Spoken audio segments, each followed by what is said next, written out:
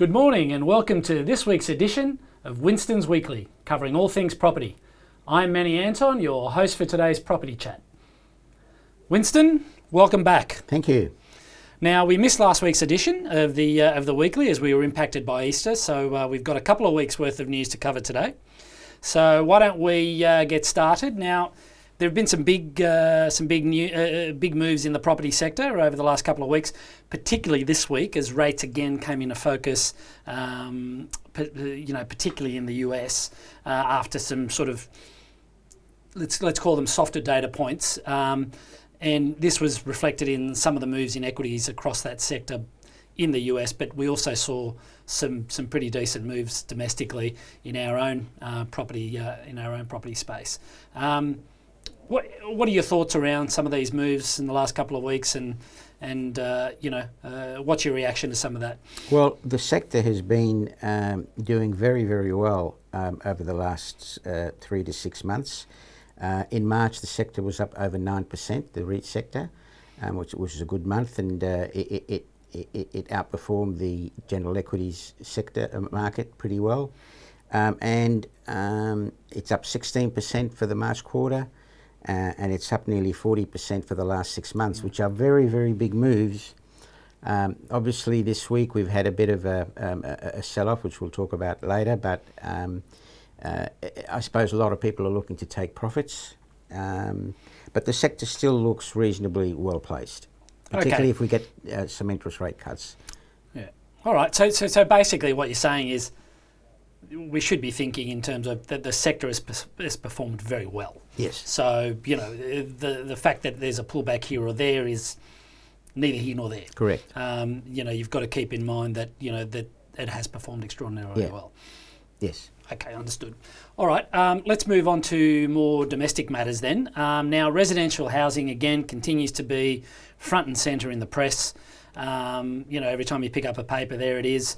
Now, yesterday, interestingly, we saw building approvals numbers that came in, and they surprised on the downside. They actually fell 1.9% month on month in February, versus the market's expectations of a 3% rise. Mm-hmm. So that was quite a surprise, I think.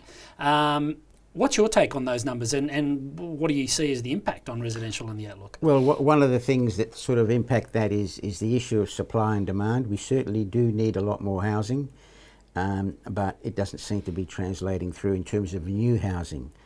And I think a lot of people are sort of stepping back in terms of getting finance until they get a better picture of what really is going to happen with interest rates.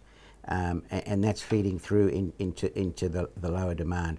Also remembering, again, in terms of supply and demand, a lot of builders over the last 12 months have actually disappeared. So that's on the supply side. That's not good for the economy and for the industry. And so there's a bigger focus on existing houses rather than new houses, and that's also helping push up prices in the existing home sector. But look, I think once everybody knows what's happening with interest rates, the picture will be a lot clearer, and I expect things to pick up then. Okay. I mean, obviously the expectation is that at some point, when that will be, we're not really sure, but at some point the RBA will switch to to an easier position on rates. Now, if rates do start to fall, won't that supercharge that residential housing market? Well, we get back to the supply and demand situation in that there's only so many houses that can be built by a limited number of builders. Labour is obviously an issue going forward. But by the same token, I think the issue of interest rates is going to depend on the inflation numbers, and so we just have to wait and see what's happening with inflation going forward. But when you say fuel, there's only so many houses that can be built at any one given time. So hopefully that will bring about a more of a balance between existing homes and newly built homes. Okay, all right.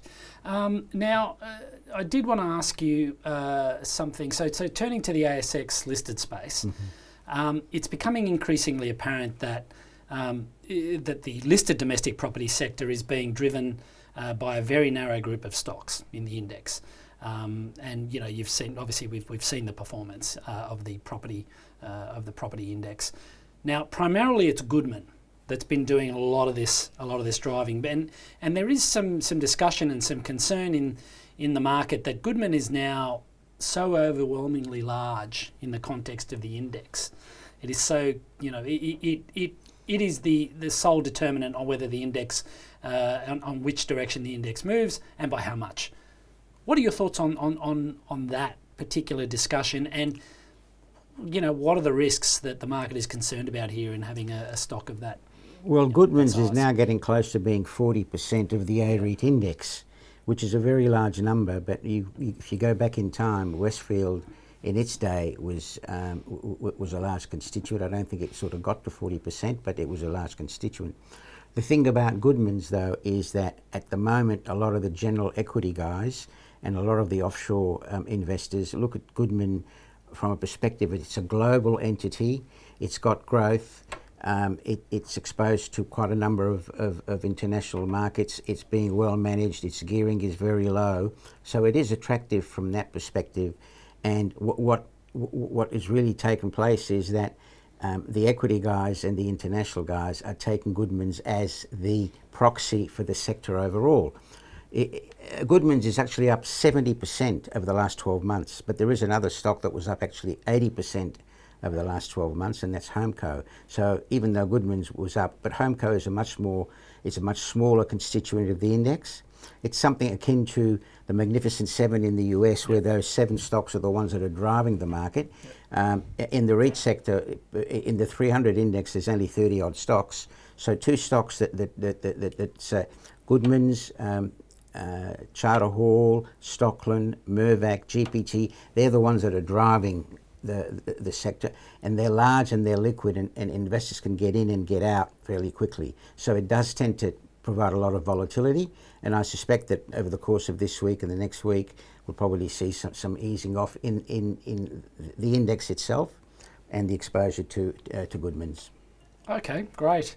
And moving on to the M&A front, Charter Hall made some moves last week.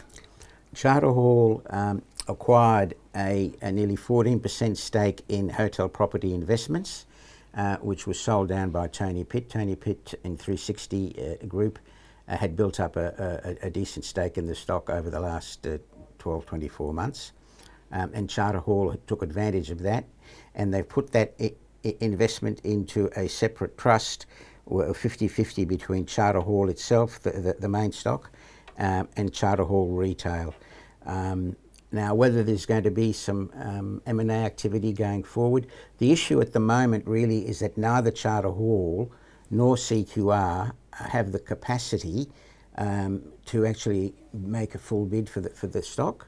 CQR is its gearing is up there at the moment. Charter Hall's gearing is low, but traditionally it likes to maintain that gearing level low. So whilst it does invest in those sorts of ventures with its own money, up to a certain percent, whether it's 10% or 20%, they wouldn't be providing the cash to take it out altogether. So I think it's probably more a wait and see approach, and to see if they can get some capital partners to come in over time and probably take the stock out. All right, understood. Before we leave the M&A space, just checking in with you, what is the latest news on the BWP Newmark takeover? Having gone unconditional last Thursday week, Bunnings is now up to in the mid-70s% of the stock. They've got till next Friday, the 12th, because it's a final offer, so they can't extend the time or the price or anything. The issue now is whether they can get to 90% and then compulsorily acquire the balance. So I think a lot of people sort of wait until the last few days to accept. So we expect to see a flurry in the next week or so. Okay, and let's move on to URI Asset Management. How's URI going these days? How's the performance and progressing? The performance is going well. We tend to sort of underperform when markets are strong, marginally, not by a hell of a lot, but we do outperform when markets pull back. and that's what seems to be happening over the course of this week. No, we're looking reasonably good at this stage. Great. All right. Well, just to wrap it up, anything we should be looking for next week in the property space? Is there any looming large announcements or? No, nothing. Nothing that sort of stands out at the moment. The issue now is in terms of what the expectations are for interest rate cuts, and as I said, it's all about timing rather than whether they're going to happen or not.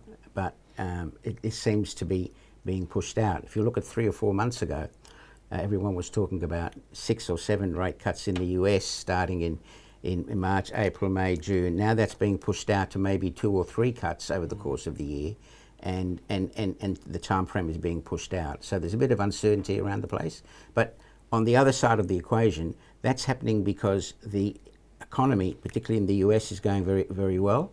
And so that they don't want to chance the issue of bringing inflation back into focus. And a similar situation here in Australia, even though I think the expectations are in Australia that rate cuts will come much, much later in the year. Yeah, okay. Before we go, I will sort of make one point. The non-farm payrolls in the US are due out tonight. Yes. Now that is the US traders and investors are very, very nervous about that number. So that is due out tonight. Yeah. And if it comes in well ahead of expectations, I think they're looking for 200,000. Yeah. If it comes in well above that, it could be on. Like we could see bond yields rise quite aggressively overnight, and that will be interesting in how the equity markets react to that. If that number does surprise on the upside, so that is a risk overnight. We may have to come to work with some nappies on. Yes, indeed. All right, Winston. Well, thank you again for your time. That was fantastic, and we'll be back with another edition of Winston's Weekly next Friday. Until then, have a great day and a fabulous weekend. Thank you.